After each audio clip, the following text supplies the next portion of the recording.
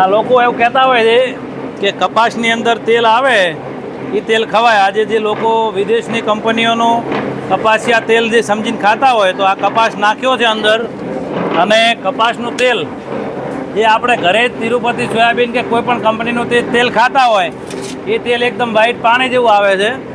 અને આ કપાસ જે કરે છે, જુઓ આ કલર બતાવે ભાઈ, આ કંકુ જેવો કલર. આ કપાસનું કાયદેસર પશુઓ માટે છે, અને પશુઓનું તેલ લોકો ખાવા માંડ્યા એટલે કેન્સરમાં કોઈ ઘર બાકી રહેવાનું નથી. એટલે મહેરબાની કરી કપાસના નામે કોઈ ખાતા હોય તો છેતરાશો નહીં, કારણ કે 50થી 51 કિલોનો કપાસનું અંદર નાખ્યું છે, તાર હજી 3 કિલો કે 3.5 કિલો તેલ બહાર નથી નીકળ્યું. કપાસની અંદર 10% તેલ આવે છે, એટલે 20 કિલોની અંદર 2 કિલો તેલ નીકળતું હોય તો આપણને જે 1500માં અને 1600માં જે કપાસિયાના નામે જે ડબ્બા વાપરતા હોય તો એ બધું તમામ વિદેશથી, મલેશિયાથી પામ તેલ આવે છે. એટલે કપાસિયા સમજીને કોઈ ખાશો નહીં, કારણ કે ઉપરથી અધિકારીઓ બધા જૂઠ બોલી અને વેપાર કરે છે.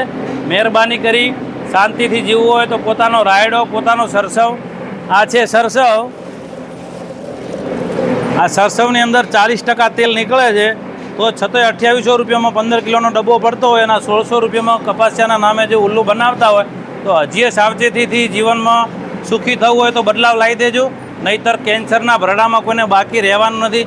સરકારે ઉપરથી તમામ વેપારીઓને ભેળસેળ અને ભ્રષ્ટાચાર આપી દીધો છે.